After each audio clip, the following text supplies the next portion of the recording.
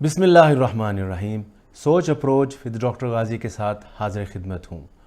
आज हमारी वीडियो का मौजू तामीरी सोच के दुश्मन नंबर 5 साज़िशी थ्योरियों पर अंधा ईमान। इससे पहले कि मैं मौजू पर गुफ्तगू करूँ, मैं अपने नौजवानों का बिलखुसूस शुक्रिया अदा करना चाहता हूँ कि कल मैंने उनसे एक सवाल किया था कि आपके ख़्याल में हमारा सबसे बड़ा मसला क्या है। मुझे उनकी तरफ से बेशुमार जवाबात आए हैं और अगली वीडियो का मौजू भी यही होगा इंशाअल्लाह, और मैं इंशाअल्लाह उनके तमाम जवाबात का अहाता करने की कोशिश भी करूँगा और जो मेरे जहन में ख़यालात और आइडियाज़ हैं वो भी आपके साथ शेयर करूँगा। आज का मौजू साज़िशी थ्योरियों पर अंधा ईमान को मैंने 4 हिस्सों में तकसीम किया है। नंबर 1, साजिश की माहियत। नंबर 2, साजिश जब थ्योरी बनकर फैलती है। नंबर 3, अंधे ईमान की वजूहात और उसका नतीजा। नंबर 4, हमारी तालीमात क्या हैं। सबसे पहला पॉइंट, साजिश की माहियत। मैंने यहाँ लफ्ज़ माहियत इस्तेमाल किया, मुझे लगता है कि ये थोड़ा सा सकील लफ्ज़ है, तो मैं पहले इसकी वजाहत कर दूँ।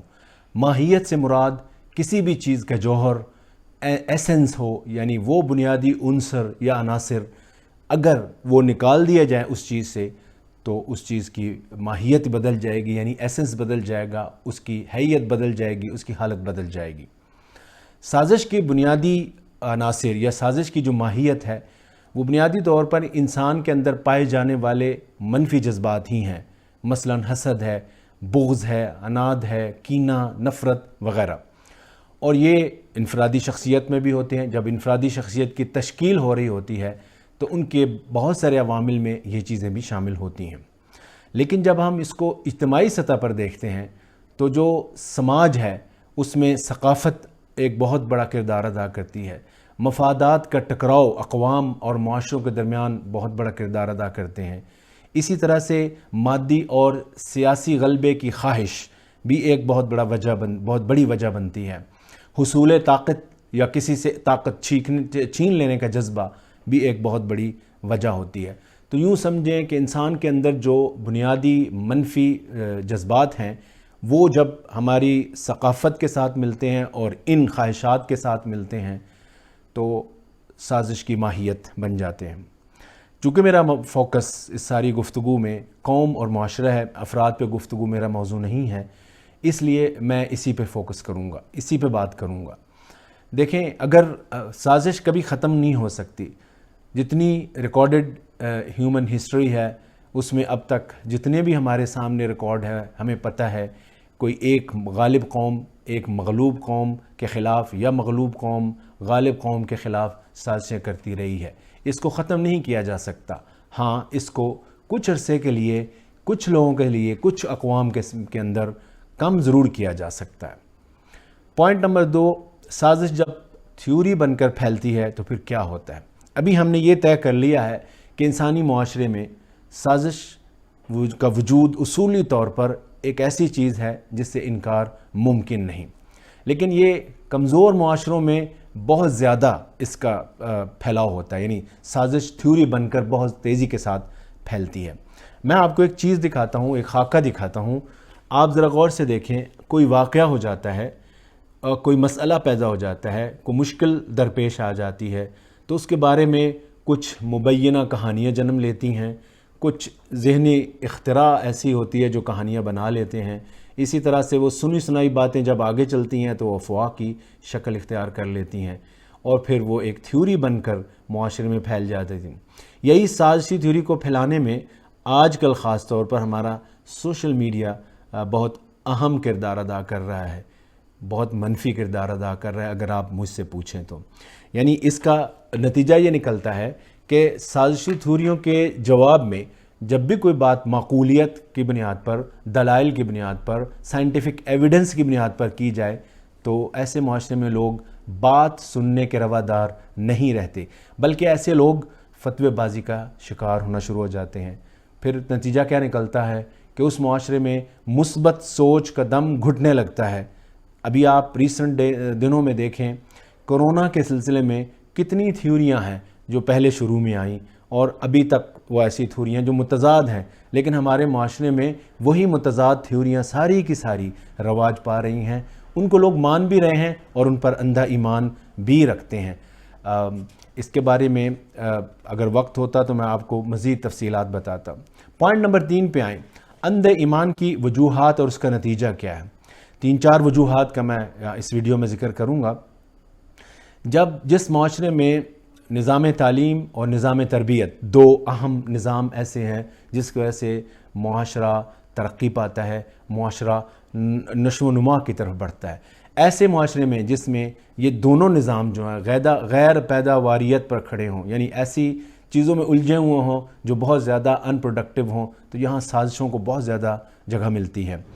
اسی طرح سے خیالی نظریات اور ماضی پرستی کا رجحان ہو تو سازشی نظریات کو بھی بہت زیادہ جگہ ملتی ہے، بہت پروان چڑھتے ہیں۔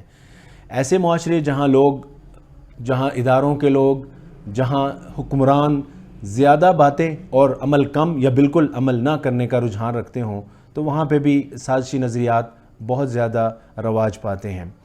پھر ایسی جگہ جہاں پیچیدہ نفسیاتی خوف جو ہے وہ ایک بہت بڑی وجہ ہوتی ہے، جس کی وجہ سے لوگ فوری طور پر بڑی تیزی کے ساتھ سازشی نظریات پر ایمان لے کر آ جاتے ہیں، کیونکہ بے عملی کا دورہ ہوتا ہے اور انسان اپنی خامیوں کو چھپانا چاہتا ہے، کیونکہ بے عملی اگر انسان اس کو دور کرنے کی کوشش کرے تو اس کا مطلب ہے کہ آپ کو عمل کرنا پڑے گا، اور جب آپ عمل کے میدان میں آئیں گے تو آپ کی خامیاں لوگوں کے سامنے آئیں گی، تو خامیوں کو چھپانے کے لیے، لوگوں سے ان کو دور رکھنے کے لیے، کیونکہ پیچھے ایک خوف چھپا ہوا ہے کہ کہیں لوگوں کو ہماری اصلیت کا پتہ نہ چل جائے، اس کے نتیجے میں بھی ایسی چیزوں پر ہم بہت زیادہ بھروسہ کرتے ہیں، کیونکہ ہمیں بہرحال ایسے لوگ چاہیے جس کی بنیاد پر ہم کہہ سکیں کہ جناب فلاں کی وجہ سے ایسے ہوا یا فلاں اس کا ذمہ دار ہے۔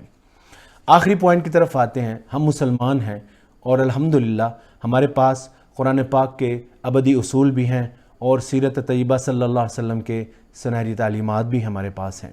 میں یہاں 3-4 مثالیں آپ کے سامنے رکھتا ہوں، غور کیجئے گا کیا ہمیں زیب دیتا ہے کہ اس طرح سے ہمارا رویہ اس طرح سے ہو۔ سورۃ الاسراء کی آیت نمبر 36 میں فرمایا گیا ہے، لا تقف ما لیس لک بہ علم ان السمع والبصر والفؤاد کل اولئک کان عنہ مسئولا۔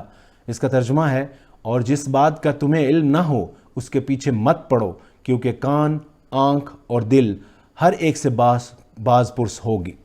اسی طرح سورۃ الحجرات کی آیت نمبر 6 ہے، یا ایھا الذین آمنوا ان جاءکم فاسق بنبأ فتبینوا، یعنی میں اس آیت کا ترجمہ آپ کی خدمت پیش کرتا ہوں، اے ایمان والو، اگر کوئی فاسق تمہارے پاس کوئی خبر لائے تو اس کی خوب تحقیق کر لیا کرو، ایسا نہ ہو کہ انجانے میں تم کسی قوم پر حملہ آور ہو کر پچھتاوے کا شکار ہو جاؤ۔ ان 2 آیات کو ذرا ذہن میں رکھیے، اور اس خاص طور پر دوسری آیت میں کوئی فاسق اور کوئی خبر سے یہ گمان نہ ہو کہ یہ صرف فاسق سے متعلقہ ہے، کیونکہ کوئی فاسق اور کوئی خبر پہ اگر آپ گہرے انداز میں غور کریں تو پتہ چلے گا کہ اس کا اطلاق ہر جگہ پہ ہو سکتا ہے۔ صحاح ستہ کی مشہور کتاب مسلم میں ایک حدیث مبارکہ ہے، اور میرے خیال میں اس حدیث مبارکہ کو سنیے اور پھر ہمیں اپنے رویے کا جائزہ لینا چاہیے۔ آپ سرکار دو عالم صلی اللہ علیہ وسلم نے فرمایا، کفا بالمرء کذبا ان یحدث بکل ما سمع، انسان کے جھوٹا ہونے کے لیے یہی کافی ہے کہ وہ ہر سنی سنائی بات کو آگے پھیلاتا رہے۔ میں کبھی کبھی سوچتا ہوں کہ کیا مسلمانوں کے لیے سازش کو نئی چیز ہے؟ جب طلوع اسلام ہوا تو مشرکین مکہ نے سازشوں کا آغاز کر دیا تھا، تاریخ گواہ ہے۔ اسی طرح سے ہجرت مدینہ اور جب ریاست مدینہ قائم ہوئی تو اس کے بعد مشرکین اور یہود کے درمیان گٹھ جوڑ ہوا، پھر یہودیوں کی سازشوں کا سلسلہ شروع ہوا۔ لیکن سیرت طیبہ اور صحابہ کرام کے اقوال اور احوال کا جو ریکارڈ ہمارے سامنے ہے، اس میں ایسی کوئی چیز ملتی نہیں ہے کہ کیا وہ آپس میں سازشوں کے بارے میں گفتگو کر رہے ہیں، بلکہ وہ اس بات پہ زیادہ غور کر رہے ہیں، گفتگو کر رہے ہیں کہ ہم نے کیا کرنا ہے، نہ یہ کہ لوگ کیا کر رہے ہیں، ہمارے خلاف سازشیں کس طرح سے کر رہے ہیں۔ تو کبھی کبھار سوچتا ہوں پھر یہ رویہ، یہ چیزیں ہمیں کہاں سے آئیں؟ میرے پاس ایک جواب تو ہے، میں انشاءاللہ ایک ویڈیو میں اس جواب پہ بھی گفتگو کروں گا۔ اس کے ساتھ ہی فی الحال اس ویڈیو پہ گفتگو ختم ہوئی، لیکن میں آپ کو یہ بھی ساتھ بتانا چاہ رہا ہوں کہ اس موضوع پر ایک مضمون لکھ کے میں نے اپنے فیس بک پیج پر بھی اس کو ڈال دیا ہے۔